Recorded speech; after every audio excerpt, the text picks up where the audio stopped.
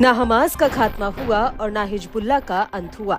Israeli PM के सभी दावों पर अब सवाल उठने लगा है। ईरान समर्थित प्रॉक्सी गुट फ्रंट लाइन पर आकर युद्ध लड़ रहे हैं। इस बीच हिजबुल्लाह और ज्यादा हमलावर हो गया है, जिसने अकेले ही दो मोर्चों से इजराइल पर बमबारी शुरू कर दी है। खासतौर से उत्तरी इजराइल के बॉर्डर पर अंडरग्राउंड ठिकाने बनाकर इजराइल में बड़ी तबाही की तैयारी कर ली है। वहीं लेबनान में दाखिल हुई इजरायली सेना को हिजबुल्लाह लड़ाकों ने गोरिल्ला युद्ध में फंसा दिया है।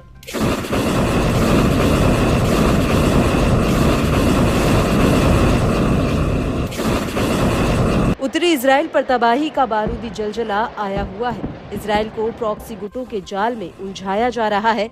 नईम कासिम के नए हिजबुल्लाह चीफ बनने के बाद से हिजबुल्लाह के हमले और भी ज्यादा बढ़ गए हैं।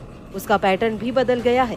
इस बीच इजरायली चैनल 12 ने उत्तरी इजराइल में बसने वालों के बीच बहुत गुस्से को रिपोर्ट किया है, जो हिजबुल्लाह के रॉकेट हमलों के बीच इजरायली सैन्य नेताओं की ओर से बस्तियों में उनकी वापसी की संभावनाओं के बारे में दिए गए बयानों से जुड़े हैं, जिसमें कहा गया कि इस लड़ाई और उत्तरी निवासियों की वापसी के बाद भी सुरक्षा और सैन्य संस्थाएं ये गारंटी नहीं दे सकती कि लेबनान से रॉकेट लॉन्च नहीं किए जाएंगे। दावा है कि आईडीएफ की टिप्पणी हिजबुल्लाह के हालिया मिसाइल हमलों के बाद आई है, जिसमें समूह ने हाइफा और उसके आसपास के इलाकों को निशाना बनाया, जो केंद्रीय इलाकों तक पहुंच चुका है। चैनल 12 की माने तो लेबनान से लगातार गोलीबारी हो रही है, जिसमें रॉकेट की संख्या और रेंज दोनों बढ़ रही है।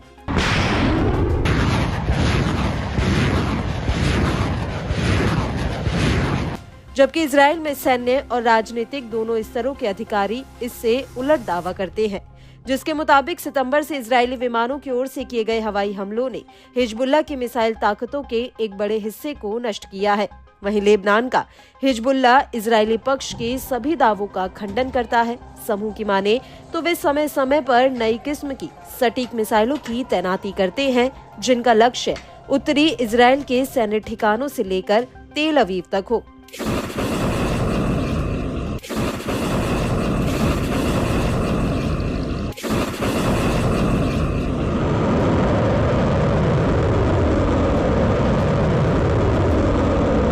इजरायली मीडिया ने बताया कि हिजबुल्लाह अपनी मिसाइल ताकत को बनाए हुए है, जो मौजूदा युद्ध के खत्म हो जाने के बाद भी बनी रह सकती है।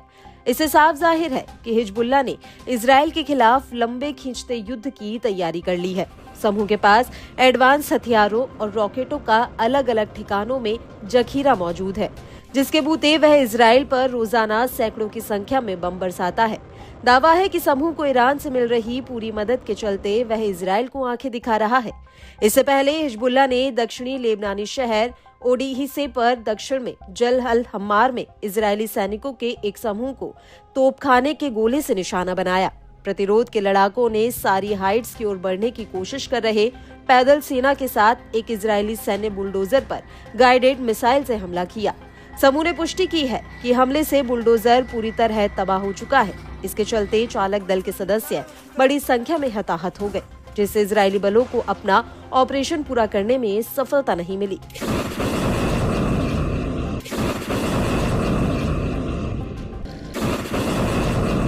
इसके अलावा प्रतिरोध ने उत्तर पश्चिम हाइवा के स्टेला मैरिस नौसैनिक अड्डे को उच्च स्तरीय रॉकेटों की बौछार से निशाना बनाया। हिजबुल्लाह ने एक साथ हाइफा के दक्षिण पूर्व में रमत डेविड बेस और हवाई अड्डे को उच्च स्तरीय रॉकेट बैराज से निशाना बनाया। उत्तर में कई बस्तियों को इस्लामिक प्रतिरोध ने बड़े पैमाने पर हमलों की बौछार की। लड़ाकों ने रॉकेट से मिसगाव एम बस्ती में इजरायली बलों के एक समूह को निशाना बनाया। हिजबुल्लाह ने मार्गालियट बस्ती में एक अन्य समूह को रॉकेट बैराज से निशाना बनाया है।